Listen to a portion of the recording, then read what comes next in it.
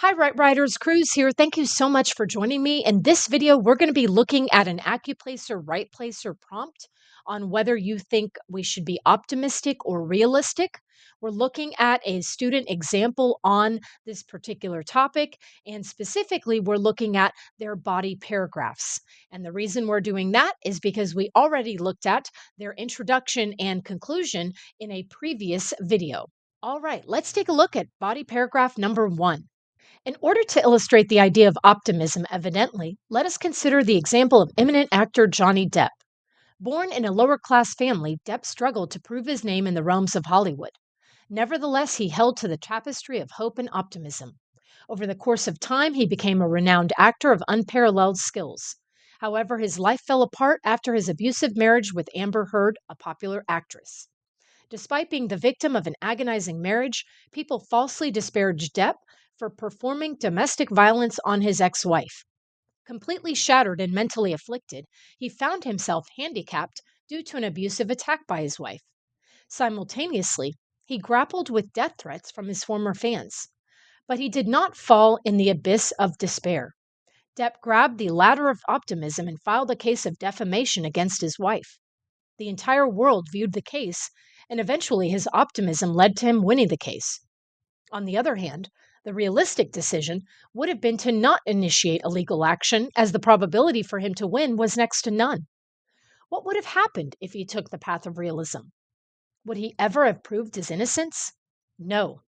Hence the cliche, hope is a beautiful thing, needs to be embraced much more. All right, students, let's go ahead and review this particular body paragraph. One of the things that I love about this paragraph is the specific example it gave of Johnny Depp and Amber Heard. And this case was very popular as it was well publicized on television, and a lot of people had heard about this case. So I really appreciate how they thought about optimism, using a major case being publicized in the public arena. I really appreciate how this student was so specific also in the details of this particular case. In addition, you noticed word choice by the student, word choice such as transition words. And specifically, we have words like transition words such as nevertheless, we have however, we have simultaneously, we have words, transition words such as on the other hand. And then they also bring up or bring in some rhetorical questions also within the paragraph, which I thought worked fairly well. In addition, this student also used great word choice, not just in transition words, but also just word choice in general, especially with different words and phrases. For example, we have the tapestry of hope and optimism. We have words like disparaged. We have strong word choice here with shattered and mentally afflicted. We have a great verb here, such as grappled.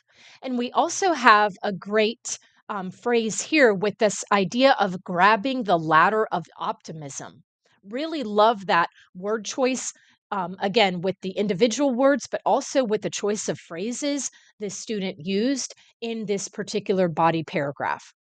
Now, writers, you can obviously see underlined words where the student made some grammatical errors, but overall, notice how very specific it was in focusing on the idea of optimism. If I had to make one specific critique, it would be to eliminate this particular sentence. Hence, which is another transition word, side note, but the idea of the cliche, hope is a beautiful thing, needs to be embraced much more. While I appreciate the message in its connection to optimism, I think they should have just removed the cliche because, in my mind, cliches really take away from your writing. So that is something that I would have eliminated for this particular paragraph. If I had one other just slight concern, it's this area right here of performing domestic violence on his ex wife. So, again, these are allegations as far as domestic violence on his ex wife. And so, just the word choice of performing is awkward for the reader. But other than that, right, writers, I thought this student did a great job in, again, just sort of establishing an example of optimism. They brought up the idea of optimism right in the first sentence to remind us that that is what they are focused on. They brought up the idea of the tapestry of hope and optimism. They brought up the idea of the ladder of optimism. And again, even bringing it up right here, eventually his optimism led to him winning the case. And so, this sprinkling of optimism throughout the paragraph really allowed the reader to understand that, oh, this student is looking at the positives and the benefits of having a more optimistic outlook. All right, right, writers, let's take a look at paragraph 2 here, body paragraph number 2 from this student. Let's take it from the top here. The notion of realism can deviate us from our goals and lead us to unprecedented circumstances. To embrace the belief of realism over optimism, one has to shun away perilous decisions and accept practicality. No doubt, practicality and rationality are vital in the course of life. However, at times one should follow their desires with optimism. A prime example of someone who regretfully chose a realistic stance instead of a hopeful one is my uncle, Matt. An ingenious child popular in middle school as the young prodigy who was cherished by everyone. But the consistent praises made him arrogant.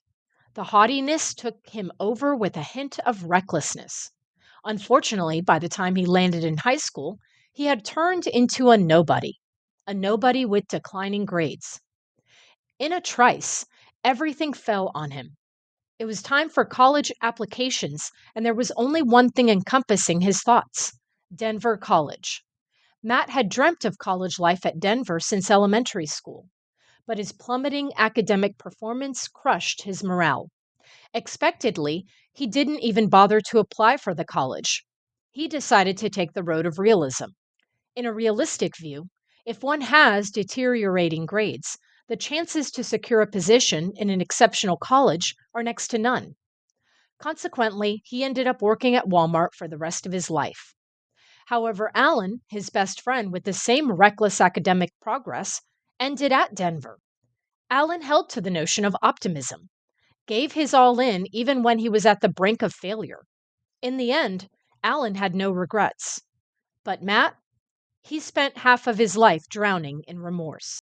Okay, students. So, one of the things I really like about this particular student's example is the way that they use, a real life story. And whether it's true to life or not, we don't know. We just know that it's perhaps a family member, their experience, and it's very specific as far as the backstory, as far as this idea of optimism versus realism. And we can see how optimism ended up working to Alan's advantage, while it ended up working to Matt's disadvantage, and primarily because he was not an optimistic person. He was more realistic. And so I really appreciated how, again, how focused and specific the student was in terms of their examples. And again, I cannot emphasize that enough, right, writers, that when you are working in, whether it's Accuplacer Writeplacer, whether it's an ACT writing prompt, whether it's an SAT writing prompt, that you really need to be as specific as possible in your body paragraphs. You want the reader to come away with rich examples of what, what you're discussing, of the topic at hand.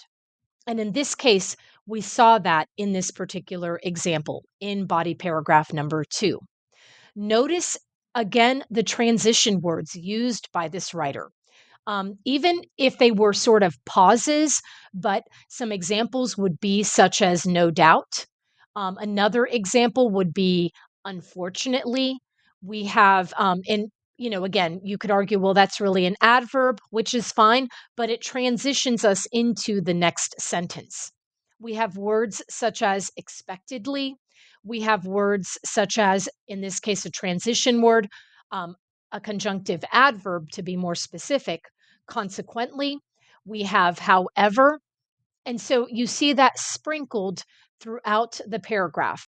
Now, the student does use but as a transition word or a conjunctive adverb. In this case, students, you want to make sure that when you use but, you're using it in either a compound sentence or a compound complex sentence rather than trying to use it as a transition word. It just does not have the strength of a transition word. But other than that, I really love, again, notice the word choice by this student. We have words such as deviate, we have unprecedented circumstances. Love the word perilous, this idea of accepting practicality, realistic stance. Again, we're really starting to get the student's voice and their personality coming out. This idea of, how his uncle was arrogant, this idea of haughtiness and recklessness, um, this idea of plummeting. Again, notice the word choice, crushing his morale. You really get a sense that this student uses a lot of beautiful texture in their language, and that helps to really make their paragraph, their body paragraph, it makes their body paragraph stick and it makes their body paragraph rich in texture. We have words such as, deteriorating. And so you really start to understand this student's voice based on their word choice. They even, of course, bring in the rhetorical question in the end. In the end, Alan had no regrets, but Matt, well, he spent half of his life drowning in remorse. Again, notice how this student is emphasizing their point that in a world where you can choose realism or optimism, sometimes it's better to think optimistically and consider, when you're applying for positions or jobs or colleges, even if you don't check all the boxes, that because Alan was a more optimistic person, they were able to accomplish more over the course of their life. And so, again, arguing their point, is it better to kind of live a life of optimism or be a realist? And that is what the student did in their body paragraphs. Okay, right, writers. Now, just sort of looking at the essay as a whole, sometimes I like to do this. So, even though, we're not obviously able to really read anything except perhaps the topic, which is, do you think we should be optimistic or realistic? But it lets you get a sense of the length of the paragraphs, specifically the body paragraphs, and you can see how short the conclusion is when compared to all of the other paragraphs. Specifically, the introduction here, we have body paragraph number 1 here, and then body paragraph number 2 in this section. And so it's good to visually see, what it looks like, what essays look like as a whole. You really want your paragraphs to be about the same length as far as, introduction, body paragraphs, and time permitting the conclusion. However, I remind you and all students that no matter what, even a one sentence conclusion, especially if time is running out, is much better than no conclusion at all. So, if I had to holistically make a critique, I would suggest that this student have a bulkier conclusion. However, if you notice again, the length of their introduction and their two body paragraphs, pretty much almost the same in terms of, weight. So that said, right, writers, I hope that again, this process is helping you become a better writer as you continue to progress on the writing journey. Thank you so much for joining me. I really appreciate you all. Again, continuing to subscribe and recommend this channel to other students who are committed to becoming better writers. Love you guys, and I hope to see you guys next Tuesday. All right, take care, right, writers. Bye bye.